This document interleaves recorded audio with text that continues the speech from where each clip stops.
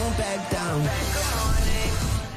Man, I sat right here in this chair at this desk, and I called this one from the start. I said that even at 10-1, the Eagles were overrated, especially on defense. Now they've lost 4 of 5. Yesterday, they gave up 221 yards rushing to Arizona, coached obviously by their former defensive coordinator, Jonathan Gannon, which did allow Arizona yesterday to control the ball 40 minutes to 20 minutes. Whew. So, Richard, what do you see is wrong with these Eagles? Well, I see a lot that's wrong with them, Skip, and it starts with the coaching. You always knew that it'd be a transition when you have 2 coordinators leave for head coaching positions and you're trying to replace them, but you didn't think it would be this bad. Brian Johnson in this offense has been, for the most part, predictable, which makes it hard to even really highlight your playmakers because you got things happening on offense that the defenses knows is coming. Like you can predict these things. This defense of the Arizona Cardinals hasn't been the greatest this season, but they got enough playmakers to get the job done. Offensively, they've run the ball incredibly well all season long.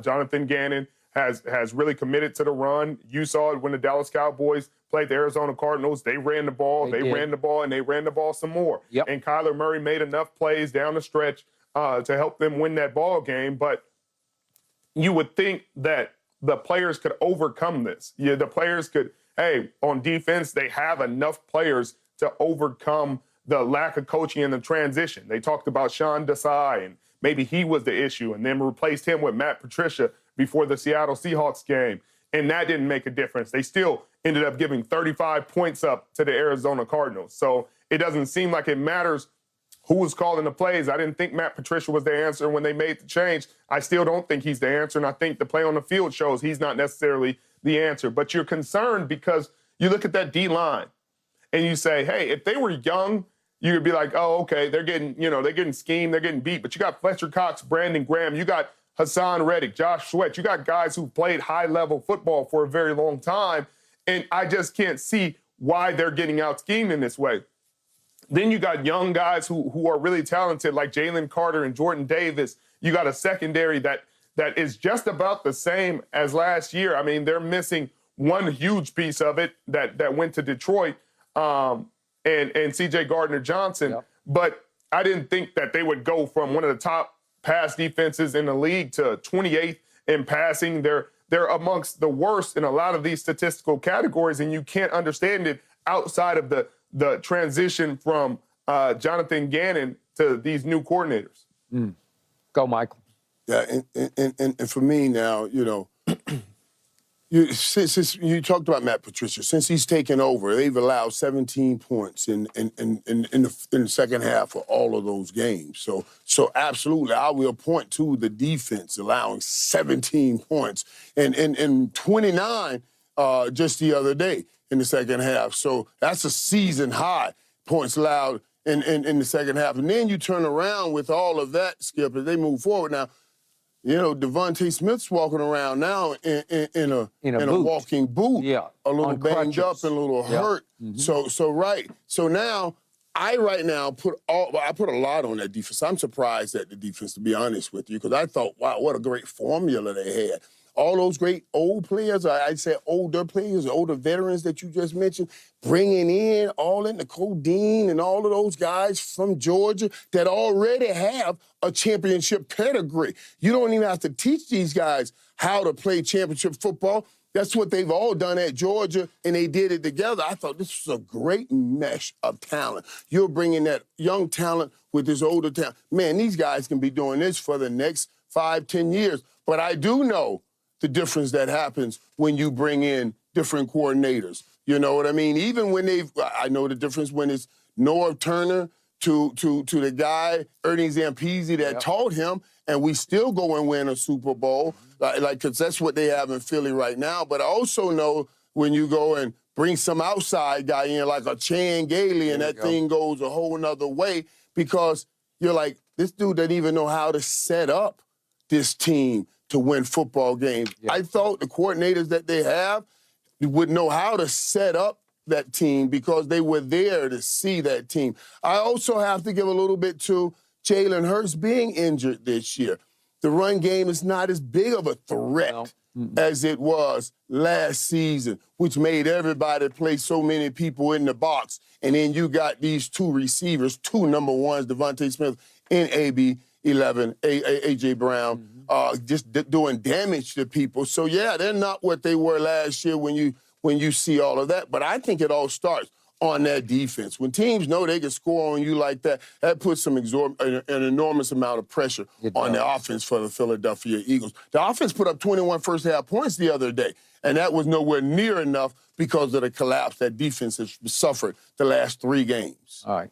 So the first sign I had that this defense was way overrated came a year ago on Christmas Eve at Jerry World when pretty much this same defense gave up 40 points and 419 yards to Dak's offense.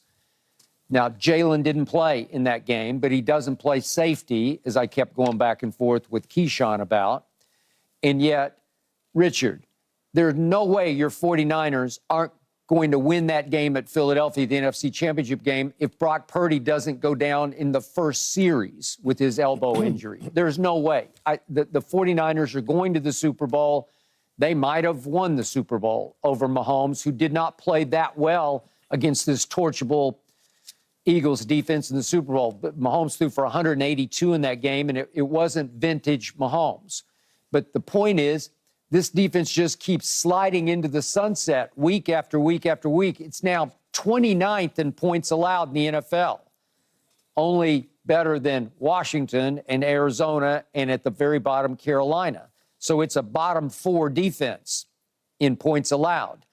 And on offense, it's now 7th in points scored, which is pretty good, but it's fallen all the way to 9th in rushing with Swift as their sort of primary lead back.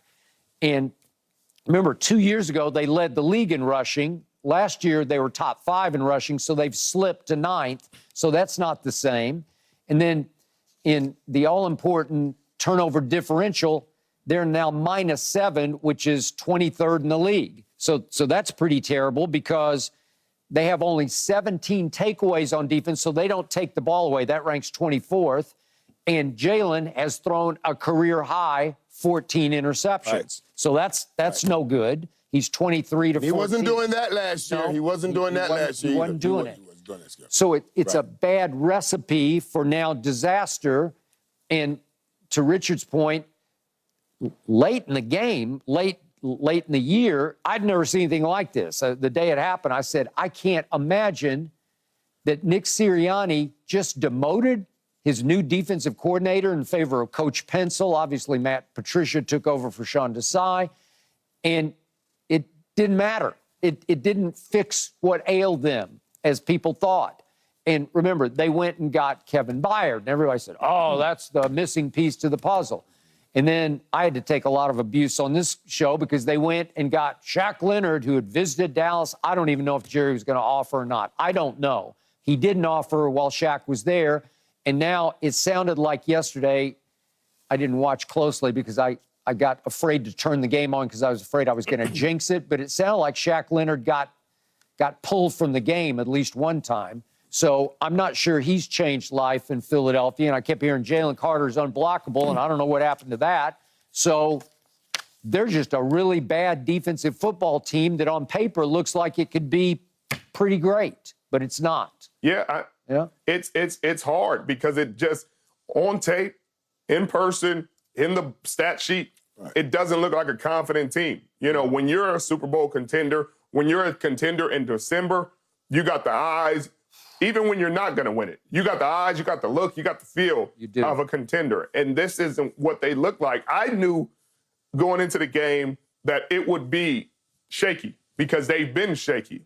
They haven't looked great in any of these games. They didn't look great against the New York Giants. They did not. New York Giants had a Hail Mary chance at the end of the game. Obviously, they were still down 8, but the fact that they even had a chance at all. Hail Mary, though, is from the 26-yard line, so Tyrod was thrown into the end zone to win the game, obviously. Right. But it's and this is a team that, has gone through a lot of injuries, a lot of back and forth, a lot of heartache throughout the season, and they're battling you throughout the game. So I knew this Arizona Cardinals team, who shouldn't even be, that's why people are like, NFL is fixed and teams tank.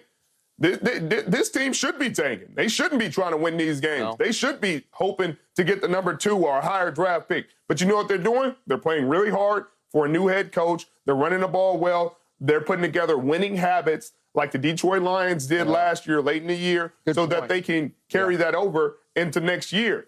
And so I knew that a team that runs the ball well would give them problems. Obviously, Jonathan Gannon knows this team better than anybody outside of Shane Steichen. And I didn't think that they would go in there into Philadelphia and win the game. But you could see once the momentum starts to change in a ball game and you don't have belief, then you start to doubt. Yep.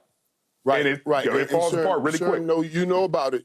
You know about it, Sharon, because, listen, let me tell you what happens here. And you went for back-to-back. You know what it's like when you're going back. You won the first one, it was headed back. I went back-to-back. So, when you win that first time, you come back, you think, well, we still got the same team. And you're going into those games thinking, we can turn this on anytime and take over and win games. And early in the season, Philly was doing that, and I kept saying, hey, they're winning the games. It doesn't matter, they're winning the games. But when things start going bad, I'm going to tell you, man, oh, my God. And you start saying, man, we're going to change it. It'll get fixed next week. It'll get fixed next week. It'll get fixed next week. Around that third, it'll get fixed, and it ain't fixed. You start doubting, oh, my God, are we not the same team? And I think I'm seeing that starting to creep in now in Philadelphia, and that's the worst thing that you can take into a playoffs because you're going to have doubt into a playoffs. So I predicted to Keyshawn that Philly would lose one of its last 3 games. It was Giants at home, then Arizona at home, and at Giants to close. And I was right but wrong because it was Arizona that beat Philly. But I have my doubts that Philly can now go